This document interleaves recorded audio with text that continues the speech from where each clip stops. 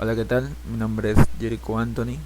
y en esta oportunidad voy a exponer un poco acerca de la biografía y algunos trabajos que hizo Francisco López de Gómara. Bueno, Francisco López de Gómara fue un escritor, historiador, cronista y eclesiástico español, quien nació en Gómara, Soria, hacia el año de 1511. Antes se creía que era 1512, pero fue él mismo que en sus obras desmintió esto. Luego de 51 años, luego ya de haber realizado sus obras, encontró la muerte entre los años 1562 y 1564, en el mismo lugar que nació, en Gómara, Soria. De su niñez se sabe poco, no hasta que él nos menciona el año de su nacimiento en alguno de sus escritos. Podemos mencionar esta cita, ¿no? Los años más desconocidos del autor de la historia de las Indias y conquista de México son los que transcurren después de su nacimiento hasta su llegada al colegio de San Clemente de Bolonia. Aunque las lagunas rodean gran parte de su vida, pese a que en anales del emperador Carlos V recordó su nacimiento en la villa de Gómara, Soria, la mañana del domingo 2 de febrero de 1511, festividad de la Candelaria. En aquella ocasión silenció el nombre de sus progenitores. Su paso por San Clemente de Bolonia, donde estudió, dio señales de quiénes eran sus padres, y aunque había pocos testigos que dieran algo verídico, tenemos a Pedro Hernández de Vitas, quien era pariente de parte de su madre, y fue este personaje quien nos da la confirmación más confiable acerca de quiénes eran los padres de Francisco López de Gómora, siendo sus padres Juan López y María Rodríguez, que naturalmente fueron vecinos cercanos, ya que ambos vivían en Gómara. Francisco López de Gómora gozó de buena salud desde muy joven y se mantenía alejado de los vicios, razón por la cual tuvo bastante enfoque en sus estudios, por lo cual era considerado por sus logros intelectuales un doto sabio. López de Gómara inició su formación a edad temprana, momento en el que quedó trazado su destino. El testigo Alonso de la Guardia afirmó que había estudiado mucho tiempo gramática, desde que era de edad de 7 u 8 años. Es probable que aprendiese las primeras letras en Gómara y que luego se trasladase a Soria, donde desde 1522 enseñaba en la colegiata de San Pedro el maestro Rúa. Así podría deducirse del testimonio de Pedro Moreno, que afirmó haberlo visto estudiar en esas tierras, probablemente refiriéndose al estudio de Soria que dirigía Rúa y que sabía de su paso por San Clemente. Hasta el momento se desconoce su formación académica y el centro donde estudió, aunque se deduce que alcanzó el grado de bachiller en Alcalá, que solía recurrir y donde estudió también su maestro Pedro de la Rúa. Ya por los años 1536 fue recibido como capellán en el Colegio Clemente de Bolonia. López de Gómara cumplía todos los requisitos excepto uno para ser parte de esta casa de estudios. Con esto se deduce que Gómara alcanzó el grado de bachiller, ya que el único requisito que él no cumplía era el de ser hijo ilegítimo. Así también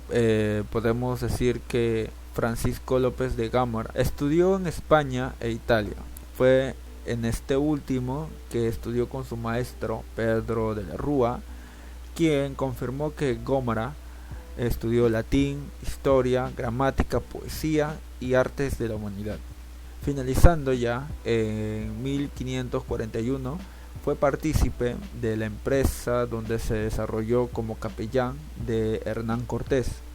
por lo cual, producto de esta relación, López de Gámora escribió la historia de las Indias y conquista de México, 1552. A lo largo de su vida y de su desarrollo como capellán, pudo escribir varias obras acerca del Nuevo Mundo, muy a pesar de que nunca estuvo allí. Entre sus obras tenemos la Historia General de las Indias, Historia de la Conquista de México, Crónica de los Corsarios Barbarrojas, Guerras del Mar del Emperador Carlos V, Anales del Emperador Carlos V, Vida de Hernán Cortés y La Conquista de México. Todas estas obras, como ya lo mencioné, sin haber pisado tierra extranjera. Bueno, así empezamos con la posición religiosa de Gómara, y es cuando a través de su biografía podemos decir que él era un fiel creyente de Dios, que con las ideas renacentistas que estaban floreciendo en aquel tiempo, él opta por dejar no atrás ni a un lado, sino por enfocar o evolucionar el pensamiento religioso cristiano que él tenía y poder mantener un equilibrio ante esta ambigüedad. Es así que en Gámora nacen pensamientos renacentistas donde no deja al lado la divinidad ni la religiosidad, sino que entiende que aún perdura la divinidad y que el ser humano está en toda su capacidad para intervenir, modificar, actuar en lo que él considere pertinente. Uno de los puntos a tratar es la no participación de López de Gómara en lo que vendría a ser la expedición hacia el Perú. Sin embargo, López de Gámora era considerado un erudito y por esta razón él describe los sucesos acaecidos en el territorio peruano sin haber pisado tierra extranjera. Esto a base de los tantos libros que devoró, conocía prácticamente todo en cuanto se había escrito acerca del Nuevo Mundo y hasta las limitaciones geográficas. Se dice que López de Gámora manejaba a espías o tenía ciertos informantes que le propiciaban relatos, historias o acontecimientos que ocurrieron en el Perú después de la muerte del último Inca Atahualpa. Esto le sirvió de ventaja para así ser reconocido, ya que otros cronistas no tenían ese método de trabajo, por lo cual López de Gómara manifestaba en sus escritos algo que los otros cronistas no podían describir, razón por la cual que hasta el Inca Garcilaso de la Vega se valía de los escritos de López de Gámora para así reproducir su obra. En el desarrollo de sus escritos, López de Gómora se nota bastante rasgos nacionalistas, tratando así de menguar al Perú y de exaltar en cuanto sea posible la superioridad que tenía México hacia Perú. También en alguno de sus escritos menciona que era necesario mantener a los indios con el propósito de evangelizarlos y así obtener fama y honra.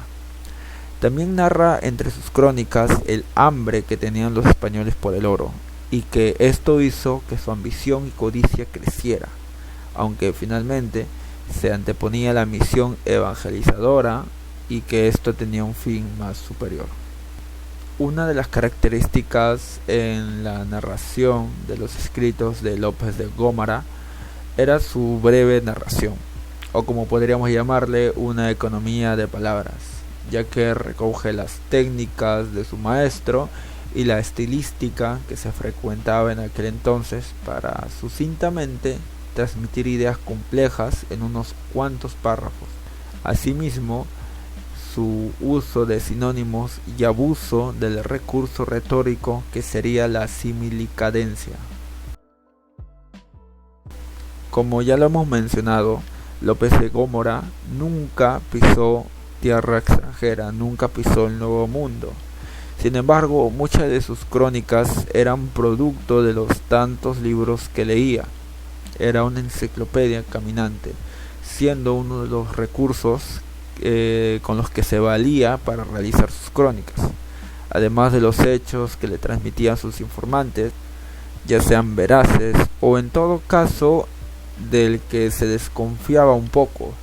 ya que los informantes podían manejar la información como a ellos se les antoje, siendo por esta razón que no se confiaban mucho al 100% de la obra de los escritos de las crónicas de